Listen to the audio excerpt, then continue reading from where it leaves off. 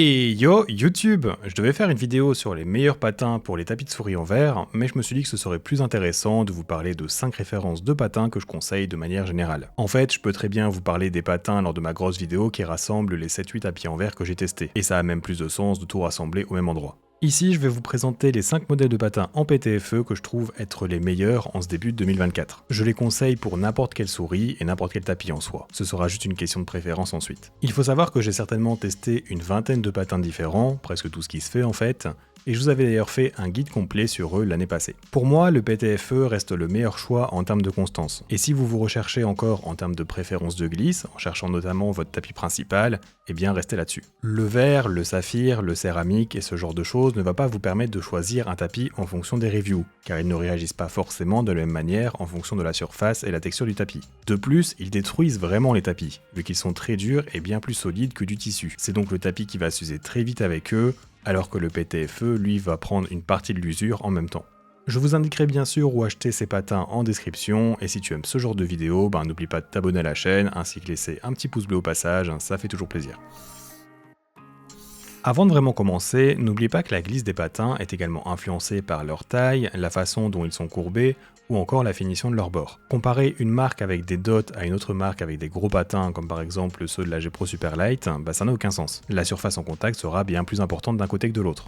Avec cela dit, parlons des 5 modèles de patins que je vous conseille. Il n'y a pas d'ordre particulier, car ce sont tous de bons choix, sinon j'en parlerai pas dans cette vidéo, comme pour tous les autres. Cependant, j'ai quand même mes propres préférences. Commençons avec les 2 choix que je ne pense plus acheter car les 3 autres me correspondent mieux. Il s'agit des Corepad Pro et des Tiger Ice V2. Corepad est une marque géniale car c'est souvent celle qui arrive à sortir en première des patins de rechange pour les nouvelles souris. Leur disponibilité est très bonne également, sachant que leur boutique officielle est située en Allemagne. Vous pouvez également les acheter en France chez Maxisport, donc c'est très cool. Ils sont vendus par set de 2 pour un prix de 9,40€, ce qui est un très bon prix. Les Corepad Pro, ceux avec l'emballage orange donc, seront les plus proches en termes de vitesse à plein de patins stock, comparé donc aux autres modèles de cette vidéo. Ils peuvent être un poil plus contrôle ou un peu plus rapides que la majorité des patins très blancs qui sont de base sur pas mal de souris. Si vous prenez des très larges et que la colle se détache un peu avec le temps, ils pourraient même être assez lents. Par contre, au niveau fluidité et du côté smooth de la glisse, ce sera une belle amélioration. Si vous voulez juste améliorer votre glisse, ou que vous devez changer vos patins obligatoirement, eh bien les Corepad sont de très bons choix, en étant safe, sans prise de tête en gros.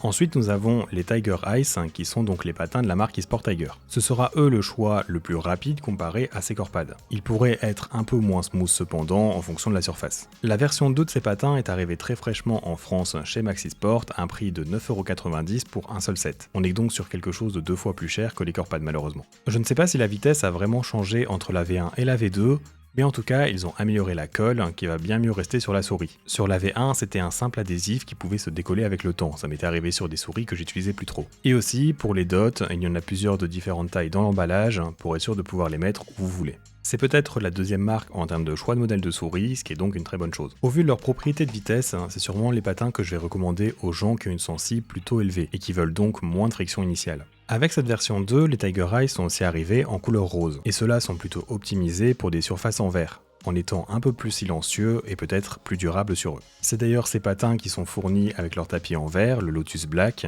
et c'est effectivement une très bonne combinaison. Mais quoi qu'il arrive, j'aime aussi ces patins roses sur du tissu, donc voilà. Passons maintenant au premier de mes 3 meilleurs choix personnels avec les X-Ray Pad Jade. Pour moi, c'est tout simplement une version améliorée des Tiger Ice. Ils ont des propriétés de vitesse plutôt proches, c'est-à-dire du côté rapide, mais en étant peut-être un poil plus smooth. Cela fait peu de temps que ces patins existent, ils sont arrivés en même temps que les Obsidian, mais X-Ray Pad est une marque très connue depuis longtemps et ils sont en train de rattraper leur retard sur le nombre de modèles de souris disponibles. Ces patins sont dispo en Europe chez Max Gaming pour un prix de 12€ pour un set de 2, ce qui est donc ok. Ce que j'aime aussi beaucoup chez eux, c'est qu'ils fournissent 4 patchs pour enlever les résidus de colle sur votre souris avant de poser les patins. Il s'agit de 2 différents en 2 exemplaires. Et donc le premier est vraiment efficace. C'est vraiment bien plus simple d'enlever la colle avec celle-là que des simples tissus imbibés d'alcool des autres marques. C'est un vrai plus selon moi pour avoir une base clean.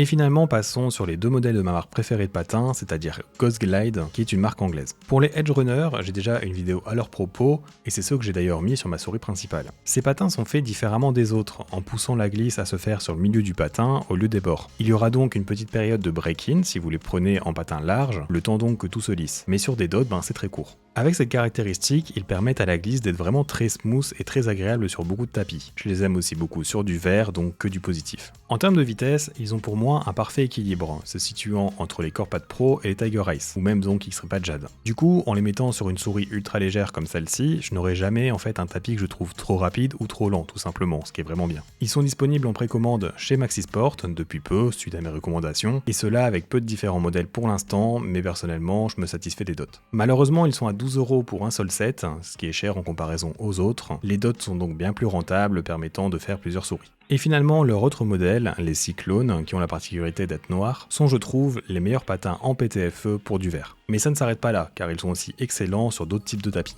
Ils sont rapides, peut-être même plus rapides que les Tiger Ice selon la surface, et ils sont également très smooth. J'ai aucun doute qu'ils puissent être les patins préférés d'énormément de personnes une fois essayés. Ce sont des patins qui ont été durcis pour être plus durables, qui est donc encore un très bel avantage, et cela encore plus pour une utilisation sur du verre, et ils sont aussi les patins les moins bruyants que j'ai pu tester sur cette surface. Vous avez donc le côté satisfaisant de la glisse sans avoir quelque chose de bruyant. Genre ici, sur le Laonda Glaze, on se rapproche de quelque chose de silencieux, ce qui est assez insane. Les seuls défauts que je puisse trouver à leur propos, c'est qu'ils ne sont dispo qu'en dot pour l'instant, mais ils viennent de sortir, donc on peut s'attendre à d'autres choix plus tard. Voilà, c'était mes 5 meilleures recommandations en termes de patins de souris, et franchement, vous prenez pas trop la tête avec ça. Comme je l'ai dit à plusieurs reprises, ce sont tous des bons patins. Et après, il vous suffit de trouver un bon tapis et vous êtes parti pour un bon moment. Je vous conseille fortement de passer sur ces patins vendus séparément si vous avez des patins pas ouf sur votre souris. C'est quelque chose qui peut vraiment améliorer votre expérience, que ce soit casu ou en tryhard. En fait, si vous vous sentez bien sur votre équipement, il se peut que l'amélioration de votre niveau se fasse plus vite, c'est dans ce sens-là. Les patins, c'est vraiment un petit truc qui coûte pas trop cher et qui peut complètement être game changer niveau feeling avec votre tapis ou souris. Je vous remercie d'avoir regardé cette vidéo jusqu'au bout, et à bientôt.